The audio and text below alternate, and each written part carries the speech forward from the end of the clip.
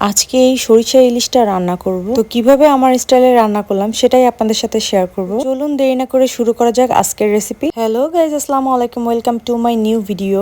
সরিষা ইলিশ রান্না করার জন্য প্রথমে আমি এরকম একটা ইলিশ মাছ নিয়েছি। ইলিশ মাছকে ভালো করে কেটে ধুয়ে নিয়েছি, 4 পিস নিয়েছি আমি, যেহেতু আমাদের বাসায় লোক একদমই কম। এরপর আমি লাল সরিষা সাদা সরিষা ভালো করে ধুয়ে একটু পানি রেখে এর সাথে 2টা কাঁচা মরিচ আর একটু লবণ দিয়ে ভালো করে ব্লেন্ড করে নিব। মিক্সচার ঠিক এরকম আসবে আমি যেরকমটা করেছি। এখন আমি একটা ফ্রাই প্যান নিচ্ছি, ফ্রাই প্যানটা ভালো করে গরম করে এর মধ্যে আমি সরিষার তেল দিয়ে দিচ্ছি পরিমাণ মতো। আমি এখানে আমার মেজারমেন্টটা নিয়েছি 3 টেবিল চামচের মতো। তেলটা গরম হয়ে আসলে আমি এর মধ্যে দিয়ে দিব 2 টেবিল চামচ পেঁয়াজ বাটা। পেঁয়াজ বাটাটা একটু নেড়ে চেড়ে আমি এখন আস্তে আস্তে সব মশলাগুলো দিয়ে দিব। দিয়ে দিচ্ছি 1 টেবিল চামচ ধনিয়ার গুঁড়ো, এরপরে দিয়ে দিচ্ছি 1 টেবিল চামচ হলুদ গুঁড়ো, এরপর দিয়ে দিচ্ছি 1 টেবিল চামচ মরিচের গুঁড়া। এখন এই সবগুলো উপকরণকে ভালো করে নেড়েচেড়ে একটু কষিয়ে নিব।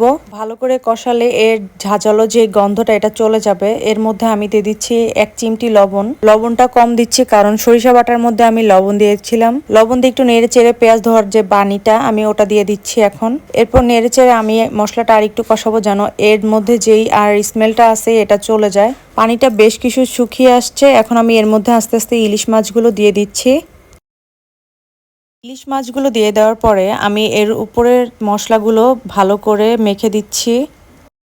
আমি এটা খুন্তির সাহায্যেই করছি। মশলাগুলো মাছের সাথে মিলিয়ে দেওয়ার পরে আমি মাছগুলো উল্টে দিচ্ছি। এখন সবগুলো মাছ উল্টে দেওয়ার পরে আমি এখন সরিষা বাটাটা দিয়ে দিচ্ছি। সরিষা বাটা দেওয়ার পরে আমি সেম কাজটা করব। সবগুলো মাছ একসাথে নেড়ে চেড়ে মশলার সাথে সরিষা বাটাটা মিলিয়ে দিব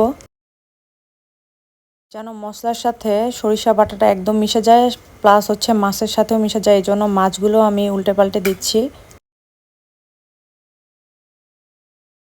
মাছগুলো ভালো করে নেড়ে চেড়ে এখন আমি এর মধ্যে একটু পানি দিয়ে দিব, 1/2 কাপের মতো।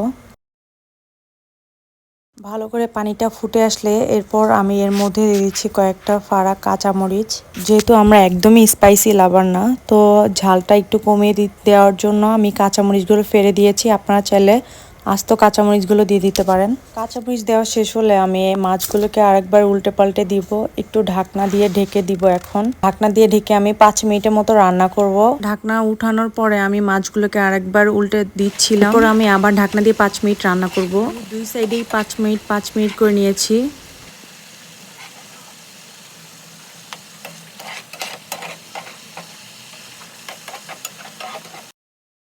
এরপর গার্নিশিং এর জন্য আমি একটু উপরে ধনিয়া পাতা ছিটিয়ে দিচ্ছি। ব্যাস, এই তো আমার সরিষা ইলিশ রান্না ডান। দেখতে কেমন হয়েছে অবশ্যই কমেন্ট করে জানাবেন। তো আজকের মতো ভিডিও এখানেই শেষ করছি। সবাই ভালো থাকবেন, সুস্থ থাকবেন।